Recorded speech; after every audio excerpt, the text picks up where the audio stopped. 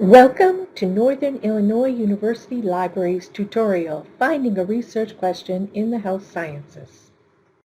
In this tutorial, you'll learn how to move from a broad research question to a narrow one using research articles.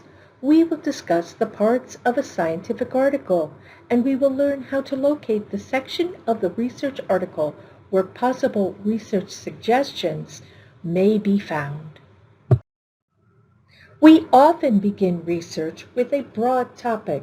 For example, while we know we are interested in childhood obesity, by itself childhood obesity is much too broad for any particular research. We will need to choose among the aspects of childhood obesity.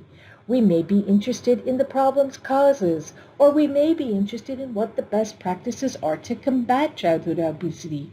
Or finally, we might be interested in the relationship of childhood obesity to a disease like diabetes.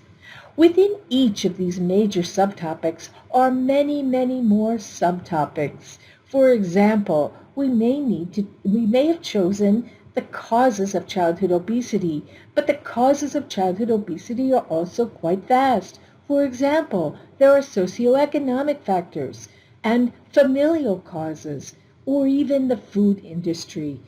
Each of them has some responsibility for the growth of childhood obesity.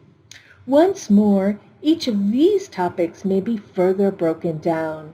For example, if we were interested in the socioeconomic causes of childhood obesity, we might look at the question of food deserts, or the neighborhood dangers that limit outdoor play, or even the relative costs of starch, like potatoes, to other fruits and vegetables. As you construct a research proposal, you will see that your research topic becomes more and more narrow as you create a proposal, until you create a proposal that is very, very specific. To get to that point, research articles can really help. Let's talk about scientific articles. They are constructed in a standardized format in order to allow their readers to extract information quickly. The first piece of an article is its abstract, which gives the reader a quick overview of the work. While part of the work, it is not considered part of the body of the article itself. The body of a scientific article is comprised of 5 major elements: the introduction, sometimes called the purpose or background, is this part of the study that introduces the reasons for its study, its motivating question, or its research question. It puts the question into the context of the literature of the field, revealing that every study is part of a conversation, and explains how this study will further the understanding of the field at large. The methods section describes how the study was conducted, whether it is quantitative or qualitative, retrospective or prospective, whether it is a randomized control study or an ethnographic study. It will discuss why the study was developed in the way that it was and the numbers of subjects involved. The results or the findings section tries to report in as neutral a way as possible the results of the study, looking at each aspect of the research question addressed and what was found, whether positive or negative. The discussion section, the fourth section, is perhaps the most contemplative section of the paper. Here the authors discuss the implications of their work, its drawbacks, and its strengths. The final section of an article is its conclusion. Usually it re-summarizes the major ideas of the article, and sometimes the discussion and conclusion overlap a bit.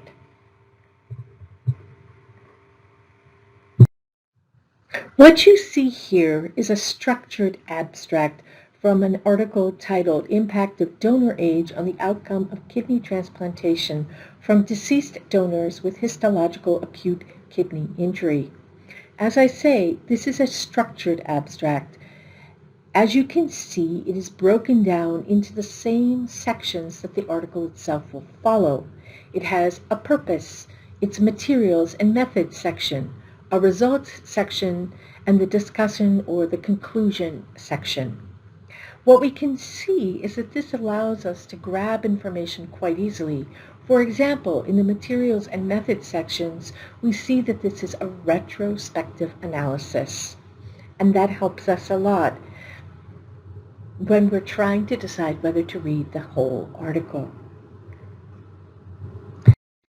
In contrast to the structured abstract, there are also abstracts that are merely in paragraph form. As you can see, they're less simple to read. It's a little harder to find the methodology in this section. I have highlighted it, however, and you can see that they analyze the outcomes of kidney transplantation from elderly deceased donors in a nationwide study. This suggests that this, too, is a retrospective study, but it's a little harder to find that information. When we look at these two abstracts, what we see is that they are both retrospective studies of transplant survival, both about deceased donors. Lim et al. Discuss deceased donors with acute tubular necrosis, some of them elderly, some of them young, and compares the outcomes. Whereas June et al. Only looks at deceased donors who are elderly, but with no other complicating features. Reading these two articles side by side allows you as a researcher to begin to narrow your vision and your thinking about what you want to study. You may ask yourself questions about whether you want to do a retrospective analysis and a retrospective study. To do that kind of study requires access to data that has already been collected. You would need to have access to such data. Do you have access to such data? Or you may be interested in the question about the donors.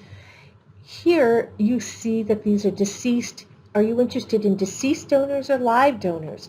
Do you want to continue with their line of research, or perhaps look at a related set of donors using the same methods? All of these might be questions you want to look at. But as you read the full articles, you should also practice active reading, which means you should ask yourself questions as you read. What do you think of their methodology? Does it account for all the variables it ought to? For example, these studies are about donors' health, the deceased donors' health. They're either elderly, they're young, they have some complicating factors. Do these studies, do you believe, adequately consider the health of the organ recipients? Does the statistical methodology work for you? Is the sample size adequate? When you read the author's discussion and conclusion, think about what they suggest are the implications of the study. Do they work for you? Think about whether or not you agree with the limitations of the study or the study's strengths. All of these you should be paying attention to. But while you think about what they've done, you also need to consider where you are in your work. How does this study forward your work? How does it help your work? Does it suggest areas of studies that you might want to undertake? When you look at the discussion and the conclusion of your articles that you're reading, you should also look at this. Almost every single article near the end, sort of near the end of its discussion or into its conclusion, will discuss the limitations of the study. Those limitations or their implications often create for you research areas. What you see on the page right now is the final paragraph of a discussion right before the conclusion of the article, The Association of Deceased Donor Acute Kidney Injury with Recipient Graft Survival. Okay, a lot of words. But what you do see in front of you is this last paragraph of the discussion, and in it you see that there are several areas that the authors themselves call attention to as limitations of the study.